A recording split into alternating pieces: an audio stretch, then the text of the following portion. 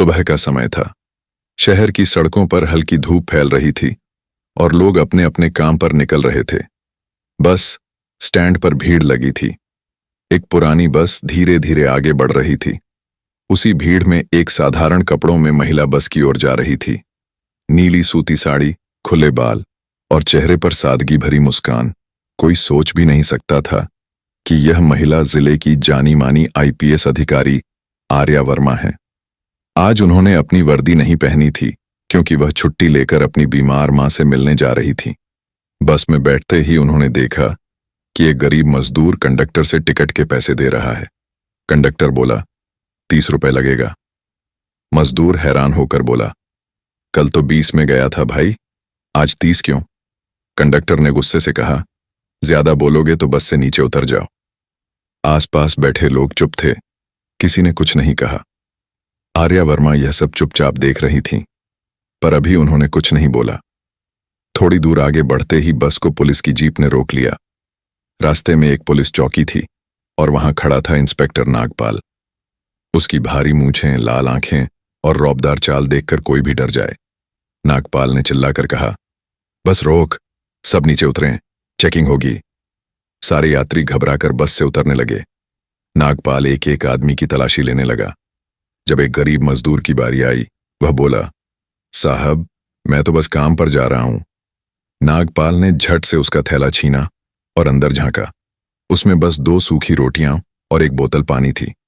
नागपाल बोला, झूठ बोलता है, चोरी का माल कहां छिपाया है? इतना कहकर उसने मजदूर को एक जोरदार थप्पड़ मार दिया। आर्या वर्मा के अंदर खून खौल उठा। उन्होंने आगे बढ़कर कहा, इंस्पेक्टर साहब, आपने इसे क्यों मारा? इसकी क्या गलती है? नागपाल ने उन्हें ऊपर से नीचे तक देखा और बोला, मैडम आप बीच में मत पड़िए, ये मेरा काम है। आर्या बोली, अगर आपका काम लोगों पर हाथ उठाना है तो आपको कानून समझने की जरूरत है। नागपाल हंसा, अरे तू कौन होती है सिखाने वाली? ज्यादा बोलने लगी है तो चल थाने, वहीं बताएंगे। आर्या ने शांत स्वर में कहा, ठीक है चलिए। वह खुद थाने चली गईं। वहां नागपाल ने उन्हें और मजदूर दोनों को बैठा दिया और बोला, अब बताओ कौन सी चालान की रकम दोगी? आर्या ने कहा, मैं कोई गलती नहीं की, क्यों दूं पैसे? नागपाल बोला, यहां सबको देना पड़ता है, वरना जेल जाओ। आर्या ने हल्की मुस्कान दी और कहा, ठीक है, देखती हूं जेल कैसी है। यह कहकर वह चुपचाप बैठ गईं। नागपाल ने हवलदार को कहा, इस औरत को लॉकअप में डाल दो। हवलदार ने बिना कुछ सोचे वैसा ही किया। किसी को अंदाजा नहीं था कि आज इस थाने में इतिहास बनने वाला है। थोड़ी देर बाद एक सफेद जीप थाने के बाहर आकर रुकी। उसमें से उतरे डीएसपी रवि राठौर। उन्होंने पूछा, यहां किसे बंद किया गया है? हवलदार ने कहा, सर, एक औरत और एक मजदूर को। रवि राठौर अंदर गए तो लॉकअप में बैठी आर्या वर्मा को देखकर दंग रह गए। उन्होंने चिल्लाते हुए कहा, क्या तुम लोगों को पता भी है ये कौन है? ये हमारे जिले की आईपीएस ऑफिसर हैं, आर्या वर्मा। यह सुनते ही इंस्पेक्टर नागपाल के हाथ से चाय का कप गिर पड़ा। उसका चेहरा पीला पड़ गया। उसने तुरंत माफी मांगनी शुरू कर दी। मैडम, मुझे माफ कर दीजिए, मुझे नहीं पता था आप। आर्या ने सख्त आवाज में कहा, चुप रहिए, आपने सिर्फ मुझे नहीं, कानून का अपमान किया है। गरीबों पर अत्याचार करना आपकी आदत बन चुकी है। अब इसका जवाब आपको अदालत में देना होगा।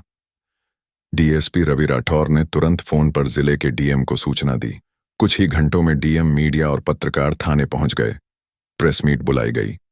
आर्या वर्मा ने सबके सामने बताया कि कैसे नागपाल जैसे अधिकारी अपनी वर्दी का इस्तेमाल लोगों को डराने और लूटने के लिए करते हैं। उन्होंने कहा, वर्दी ताकत का नहीं, सेवा का प्रतीक है। अगर कोई अफसर जनता को डराए तो वह इस वर्दी के लायक नहीं। भीड़ तालियों से गूंज उठी। डीएम ने आदेश दिया, इंस्पेक्टर नागपाल को तत्काल निलंबित किया जाता है। उसके खिलाफ विभागीय जांच और मुकदमा दर्ज होगा। नागपाल के हाथों में हथकड़ी लगी और कैमरों के सामने उसे ले जाया गया। लोगों की आंखों में विश्वास लौट आया। मजदूर ने आर्या के पैरों को छूते हुए कहा, मैडम, आज अगर आप ना होती तो मेरा परिवार बर्बाद हो जाता। आर्या ने उसे उठाते हुए कहा, नहीं, तुम्हारे जैसे ईमानदार लोग ही इस देश की ताकत हैं।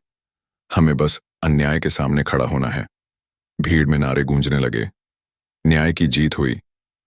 आईपीएस आर्या वर्मा जिंदाबाद।